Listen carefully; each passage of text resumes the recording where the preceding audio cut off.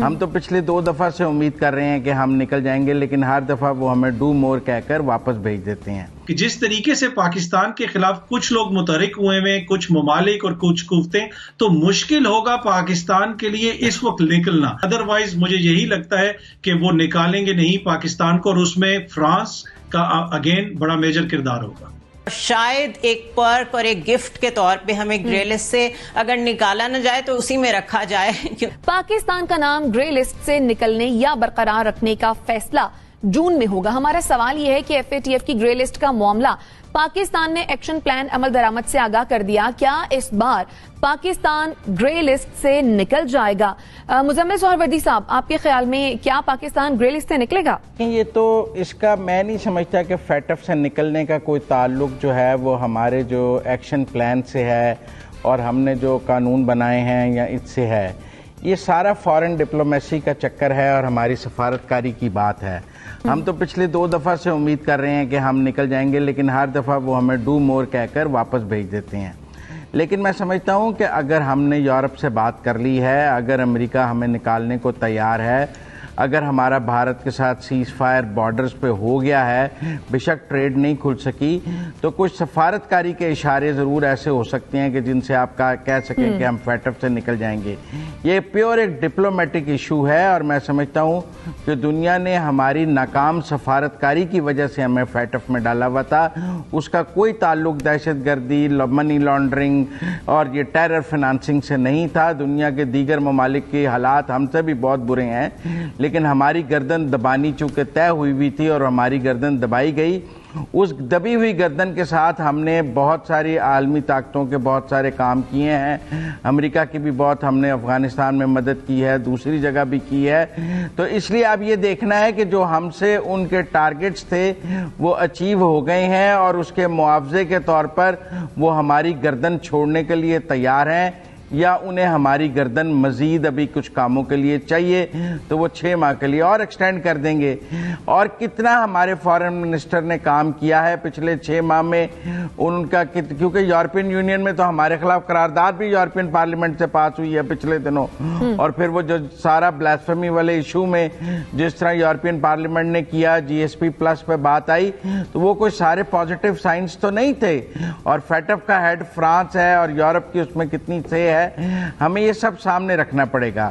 तो मैं इसको प्योर एक डिप्लोमेटिक इशू समझता हूं और इसको अभी तक भी अपनी इस आलमी तन्हाई और सफारतकारी की नाकामी समझता हूं। वरना पाकिस्तान में ना टेरर फाइनेंसिंग की वो हालत तो तब भी नहीं थी जब पाकिस्तान को दहशतगर्दी का सामना था और यहाँ रोज बम ब्लास्ट होते थे। तो अब तो बहुत अमन है, हर तरफ से दहशतगर्दी का खात्मा है, लेकिन दुनिया को नजर नहीं आ रहा। उसकी वजह हमारी सफारतकारी है। ठीक हो गया। अतर काज़मी साहब, जैसा कि मुजम्मिल सोहरवर्दी साहब ने भी कहा कि मामला नकात का नहीं है, सारा चक्कर जो है वो फॉरेन डिप्लोमेसी का है, तो आप क्या इस बात से इत्तेफाक करते हैं?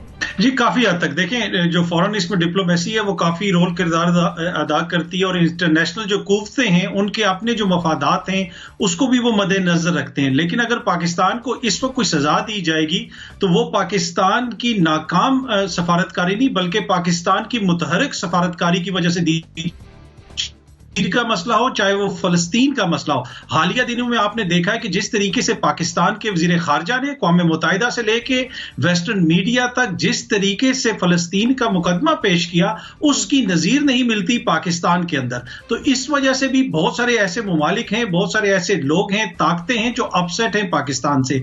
माजी में भी हम देख सकते हैं, आपको पता है कि पिछली दफा पाकिस्तान की सबसे ज्यादा मुखालफत जो है वो फ्रांस ने की थी। और फ्रांस ने क्यों की थी उस हवाले से भी हमें पता है कि पाकिस्तान ने कुछ इश्यूज को उठाया था जो उनको नापसंद थे।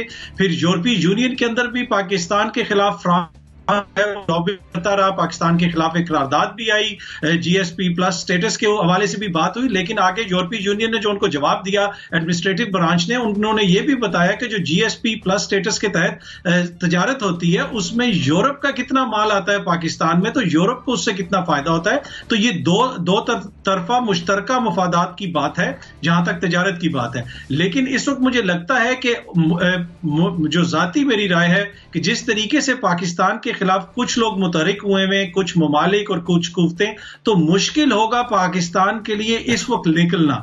अगर वो निकल जाते हैं तो यकीनन फिर उसमें जो बड़ा किरदार होगा वो यही होगा जो अभी अफगानिस्तान के अंदर पीस प्रोसेस चल रहा है और उसमें जो पाकिस्तान ने अपना रोल अदा किया है, उसकी बिना के ऊपर पाकिस्तान को कोई रिलीफ मिल जाए, डिप्लोमेटिक रिलीफ मिल जाए, सफारती रिलीफ मिल जाए तो हो सकता है, लेकिन अदरवाइज मुझे यही लगता है कि वो निकालेंगे नहीं पाकिस्तान को, और उसमें फ्रांस का अगेन बड़ा मेजर किरदार होगा।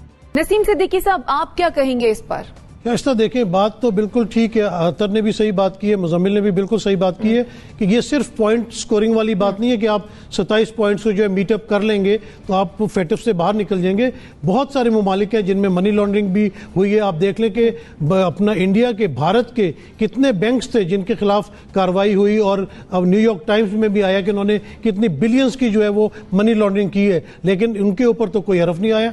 भारत की तरफ तो किसी ने भी उंगली नहीं उठाई, लेकिन पाकिस्तान में ही सारी बुराइयां नजर आती हैं उनको। और गो के हम 24 पॉइंट्स उनके मीटअप कर चुके हैं, हमें तो उन्हें पहले ही फेटअप से निकाल देना चाहिए था कि आपने इतनी अच्छी कारकर्दगी दिखाई है, 24 पॉइंट्स आपने पूरे किए, चले 3 भी आप पूरे कर लिए, हम आपके ऊपर एतबार करते हैं। लेकिन मामलात वहां पे कुछ ना कुछ और चल रहे होते हैं, यूरोपियन यूनियन में कुछ और मामलात चल रहे होते हैं, अमेरिका कुछ और सोच रहा होता है, और ये सारे प्रेशर ग्रुप्स हैं। इन्होंने आप देख लें कि यूएनओ जिस तरह बनाई हुई है, कभी भी फलस्तीन का मसला उस तरह हल नहीं किया गया, कश्मीर के मसले को कभी उस तरह अहमियत नहीं दी गई, लेकिन अगर उनके अपने ममालिक का कोई मसला होता है तो उसको वो फौरी तौर पे सॉल्व कर लेते हैं। इसी तरह फेटफ में जो है बिल्कुल पाकिस्तान को फंसाने के लिए जो है वो ग्रे लिस्ट में डाल के एक किस्म को उनको सूली के ऊपर पाकिस्तान को लटकाया हुआ है कि कहीं ब्लैक लिस्ट में ना चले जाए, कहीं ब्लैक लिस्ट में ना चले जाए, और पाकिस्तान को काफ़ी तगोदो इस मामले में करनी पड़ रही है। आपने देखा कि वज़ीर ख़जाना शौकत तरीन साहब तो बड़े पुर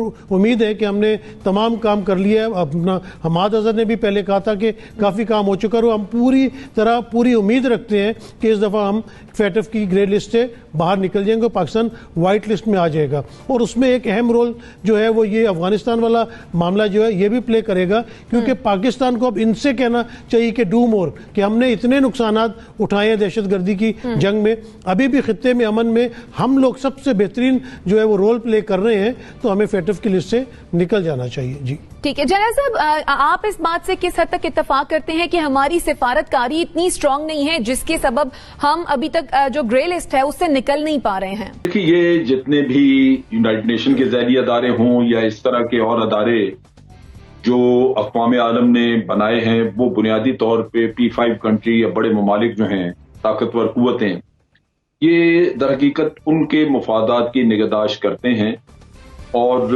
उनकी मर्जी के ताबे रहते हैं।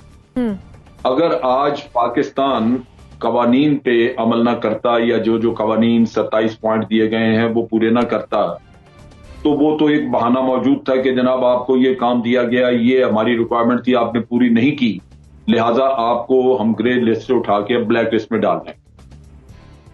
आप मौका ना दें, आप सारे पॉइंट्स पे अमल कर लें, सब कुछ हो जाए, तो तब भी आपको ग्रे लिस्ट में रखा जा सकता है। उसकी वजह यही है कि इससे रिलेटेड कुछ और मकासद उन कुव्वतों के हैं, जैसे अफगानिस्तान है। आज अमेरिका ने कोई वजाहत नहीं हमें दी हुई कि वो आखिर उसके डिजाइन हैं क्या, वो आगे करना क्या चाहता है। हमें ये पता है कि इनखला, लेकिन साथ उसके आपको कहा जा रहा है मुख्तलिफ रस्तों से, मुख्तलिफ तरीकों से जिक्र आ रहा है, रस्ते देने का भी, एयरफील्ड्स देने का या बेसिस देने का, ये बातें सारी चल रही हैं। अब जहां कहीं उन्होंने पाकिस्तान से काम लेना हो, तो मैं हमेशा कहता हूं कि अमेरिका की ज्यादा तकलीफ में जो चीज है वो न्यूसेंस वैल्यू है उसकी तरफ से हमें फायदे वाला किस्सा तो खत्म हो चुका है कि जब कभी हम उससे, और फायदा भी क्या फायदा था, वो हम खर्च करते थे और उनसे रीइंबर्स होता था वो पैसा, लेकिन अब तो वो बात भी नहीं है। अब इन सब चीजों को करने में फायदा हमारा ही है, क्योंकि हमारी कोर्ट्स प्रोसिक्यूशन तो आज तक एक आम दहशतगर्द की भी नहीं कर सकी। पेशावर हाई कोर्ट ने कितने दहशतगर्दों को छोड़ दिया हम सब जानते हैं।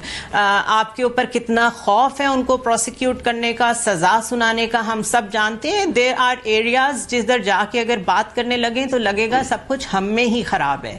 तो अगर इस एक सिचुएशन की वजह से आपने 24 पॉइंट से इतना इफेक्टिव मैकेनिज्म बनाया है कि हुंडी का कारोबार कम हो गया है और आप बड़ी खुशी से आज कह रहे हैं कि आपका फॉरेन एक्सचेंज रिजर्व बढ़ रहा है, तो उसके पीछे यही चीजें हैं। तो अगर ये 3 पॉइंट्स आप पूरे कर देते हैं तो आपके मुल्क को खुद कितना फायदा होगा ये भी सोचने की जरूरत है। वो बात की बात है कि हमारी जो डिप्लोमेसी है या हमारा जो फॉरेन ऑफिस है वो किन किन चीजों में इफेक्टिव है नहीं है, वो तो हम सब जानते हैं, वो वैसे ही रहेगा। But these 27 points they go in the favour of Pakistan as well. दुनिया को छोड़ दें तो कुछ अपनी तरफ भी देखना चाहिए। ग्रे लिस्ट से आई एम नॉट श्योर, अभी बहुत बड़ा economic package upcoming US budget में पाकिस्तान के लिए रखा गया है, जिससे ये लगता है कि पाकिस्तान से बहुत सारी उम्मीदें वाबस्ता हैं और शायद एक पर्क और एक गिफ्ट के तौर पे हमें ग्रे लिस्ट से अगर निकाला ना जाए तो उसी में रखा जाए, क्योंकि हम ब्लैक लिस्ट में नहीं जाएंगे। तो हकीकत तो यही है, लेकिन उस रियलिटी में से विंडो आपने खुद क्रिएट करनी होती है। उसके बहुत सारे तरीके हैं, मेरे सारे कॉलीग्स ने उन्हें डिस्क्राइब किया है। सो शायद ग्रे लिस्ट से निकलें, शायद ना निकलें, लेकिन इन सब मैकेनिज्म्स को इंश्योर करने में खुद पाकिस्तान का भी फायदा है।